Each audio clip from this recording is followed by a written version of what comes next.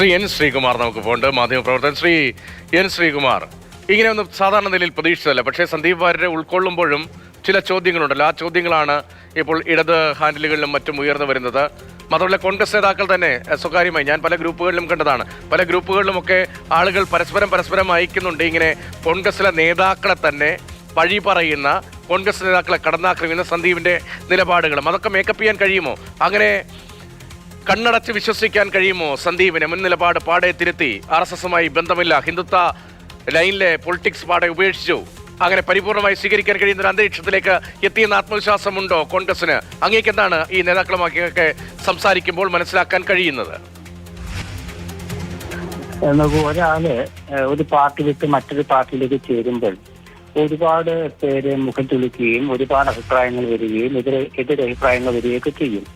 അതൊക്കെ പെട്ടെന്ന് ഉൾക്കൊള്ളാൻ പറ്റാത്തത് കൊണ്ടാണ്. പക്ഷെ രാഷ്ട്രീയത്തില് ദീർഘകാലാടിസ്ഥാനത്തിലുള്ള നയവും പരിപാടികളും ഒക്കെ ഒരു നേതൃത്വം സ്വീകരിക്കുമ്പോൾ അത് കാലം എല്ലാ ഇതും മാച്ചു കളയുന്ന ഒരു സ്വഭാവമുണ്ട്. അത് തന്നെ നമ്മൾ പലപ്പോഴും കണ്ടിട്ടുള്ളതാണ്. ഇവിടെ നോക്കൂ, നയവും പരിപാടിയും നോക്കിയിട്ടാണല്ലോ ആളുകൾ പാർട്ടി മാറുക എന്ന് നമ്മൾ പറയുന്നത്. നയവും പരിപാടിയും നോക്കിയിട്ട് മാറാത്ത ആളുകളുണ്ട്. ഇനി അത് മാത്രമല്ല, CPM നിന്നും കോൺഗ്രസിൽ നിന്ന് CPM ഒക്കെ പോയി, സന്ദീപ് വാര്യർ BJP നിന്ന് കോൺഗ്രസിലേക്ക് വന്നു. രണ്ടും തമ്മിലുള്ള വ്യത്യാസം എന്താണെന്ന് വെച്ചാൽ ഒരു വ്യത്യാസവുമില്ല. പക്ഷെ ഒരു ചെറിയൊരു കാര്യം കോൺഗ്രസ് പ്രവർത്തകർക്ക് ചൂണ്ടിക്കാണിക്കാൻ പറ്റാവുന്നത്, സരീൻ കോൺഗ്രസ് വിട്ട് ഒറ്റ രാത്രി കൊണ്ട് CPMൽ ചേരുകയും പിറ്റേന്ന് അദ്ദേഹം സ്ഥാനാർത്ഥിയാകുകയും ചെയ്തു. അതായത് ഒരാളുടെ MLA ആകാനുള്ള ആഗ്രഹം സാധിപ്പിച്ചു കൊടുക്കാനുള്ള ഒരു വേദിയായിട്ട് CPMനെ അദ്ദേഹം കണ്ടു. മറിച്ച് സന്ദീപ് വാര്യർ അങ്ങനെ അല്ലല്ലോ. സന്ദീപ് വാര്യർ അധികാര രാഷ്ട്രീയത്തിൽ നിന്നുകൊണ്ട്, അതായത് BJP കേന്ദ്രം ഭരിക്കുന്ന BJPയുടെ സംസ്ഥാന വക്താവായിരുന്നു അദ്ദേഹം. സന്ദീപ് വാര്യർ അദ്ദേഹം ഒരു അധികാരവും ഇല്ലാത്ത കോൺഗ്രസിലേക്കാണ് വരുന്നത്. കേന്ദ്രത്തിലും പ്രതിപക്ഷം, കേരളത്തിലും പ്രതിപക്ഷം. അപ്പൊ അങ്ങനെ വരുമ്പോൾ സന്ദീപ് വാര്യരെ അധികാരത്തിന് വേണ്ടിയാണ് ഇങ്ങോട്ട് വന്നതെന്ന് പറയാൻ പറ്റില്ല. അതാണ് കോൺഗ്രസിൽ ഇത് കണ്ടെത്താൻ പറ്റാത്ത ന്യായീകരണം.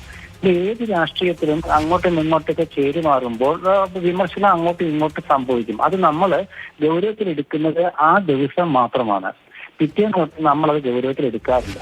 ഇപ്പൊ CPM തന്നെ RSS നേതാവായിരുന്ന വാസുവിനെ അവര് CPMൽ എടുത്തത് ഇപ്പൊ അവരുടെ ദേവസ്വം ബോർഡിന്റെ ഏൽപ്പിച്ചു കൊടുത്തിരിക്കുകയാണ്. അത് അന്നത് വലിയ ചർച്ചയായി, പിന്നീട് ചർച്ചയല്ലാതായി. അത് ആദ്യത്തെ ഒരു ഉദാഹരണം പറഞ്ഞതേ ഉള്ളൂ.